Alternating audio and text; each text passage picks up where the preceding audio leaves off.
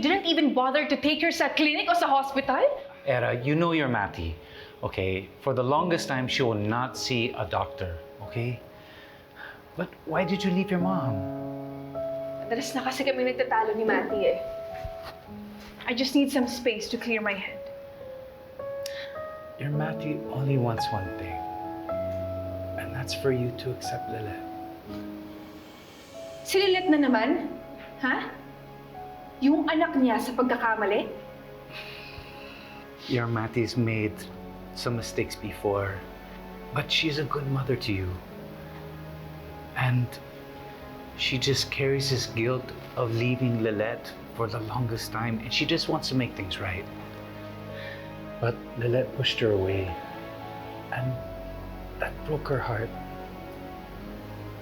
She needs you now, Era.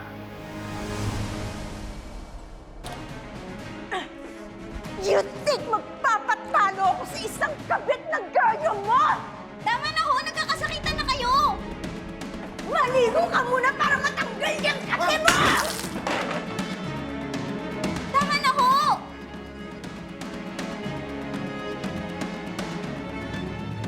I'll handle it. Okay lang po.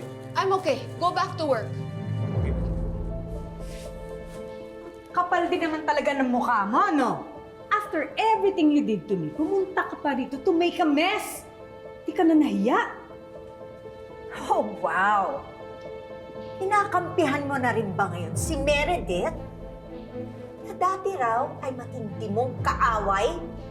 Best friends daw kayo noon. Well, bagay naman kayong mag-BFF. Isang kabet at isang ina ng kriminal. Bawiin mo ang sinabi mo! Miguel na ho kayo.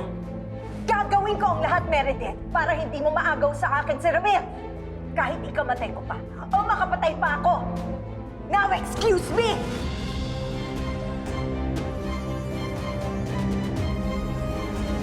Hindi ko rin po kasi alam kung ano po yung nangyari. Biglaan na lang po nagkagulo. Sige, sige. Thanks, Tina. Kitang-kita ako, Curty. Nagtitimpi naman talaga ng galit si Attorney Mayor para hindi patulan si Ma'am Patricia. Pero, pinagtatanggol niya lang ako kaya lumaban na siya. I know, Lilith. Hanggat kaya magtimpi, magtitimpi yun si Attorney Mer. Pero siyempre, hindi naman niya kayang minamaliit ka ni Miss Engano. Pinagtanggol niya ako pero wala man lang ako nagawa para tulungan siya. Huwag mong sisihin yung sarili mo, okay? Hindi naman kasi nagpapatalo si Miss Engano. I heard what happened. Where's Mer? Umalis na po siya kanina pa. I missed it. And she had a fever too. Umisakit po si Attorney Mayor? She hasn't been sleeping well, and Era left her home alone. And she's really been thinking about you, Lilith. Tito Stanley, sinuho daw ni Mrs. Engano si Matty?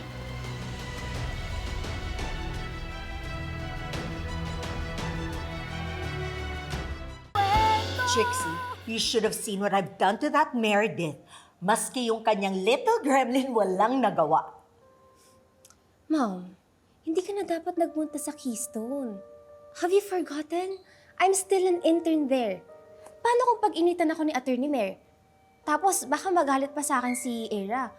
Don't worry, sweetheart. Maski sa ang gulo tingnan, tayo pa rin yung biktima kasi tayo yung legal na family. Kaya kung ano man yung hindi maganda na gusto nilang gawin sa iyo, tayo pa rin yung papanigan ng tao. Is that what you think? Kaya ka mas sumugod kay Meredith kanina?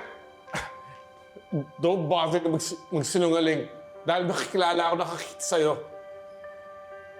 Kung ayaw mo palang ginawa ko yun, de sana hindi ka nalang nakipaglampungan kay Attorney Mayor in public. And don't deny it. Kitang-kita ko kayong dalawa sa akto. Ano pinagsasabi mo? Para bang reunion ng isang perfect family. Ano, pinagpaplanuhan nyo na ba yung future ninyo? Kaya kung ano man yung ginawa ko kay Meredith, nababagay lang yun sa kanya. Gaya lang ng ginawa ko dun sa anak mong si Lilith. Ano ginawa mo kay Lilith? Kinalbo ko lang naman siya. Bakit mo sasaktan? Dad! Nasasaktan mo ako!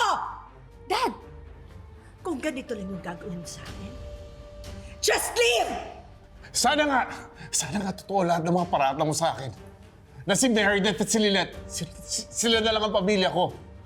At si Meredith, siya ang nanay ng mga anak ko. Nang sa ganun, hindi siguro gano'n kabisirable ang buhay ko! Kung sasaktan mo lang ako ng ganito, umalis ka na lang! Leave! Just leave! Get out! Stop it! Both of you!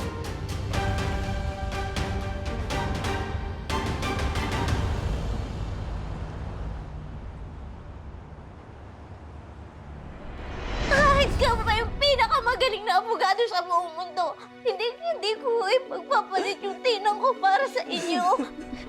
I have tolerated enough of your baseless accusations, Patricia! Di ako papayag na pati ang anak ko saktan mo! May sakit po si Atty. Mer? She hasn't been sleeping well, and Era left her home alone. And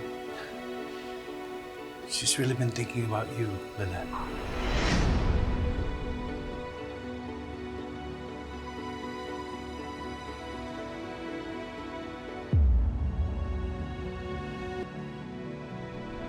Ito nga pala yung address ng bahay natin and iba pang contact details. No matter how busy I am, from now on, I will always make time for you, anak.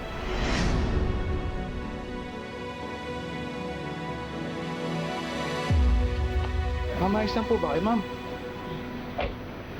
Ma'am, sabihin niyo lang po kapag kami kailangan kayo, ha? Nag-text po kasi kanina si Evelyn, mag-grocery daw po. Okay, I'm okay. Thank you.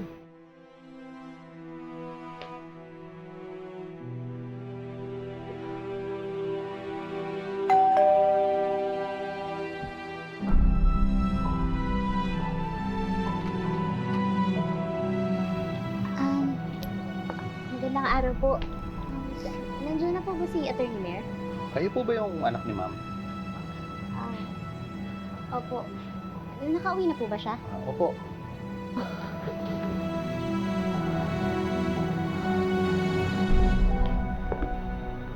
Atty. Mer! Ano po nangyari sa inyo? Naku, taas po ng lagnat niyo. Eh, may kasama po ba kayo dito? Eh, kung wala po, sandali lang po tatawagin ko lang po si Manong. Magpapatulong po ako. Baka po kailangan kayong madala sa ospital.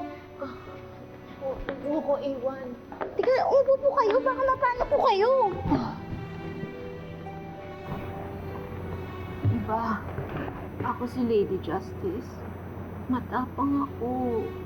Kakayanin ko to. Lalo na nandito ka na sa tabi ko.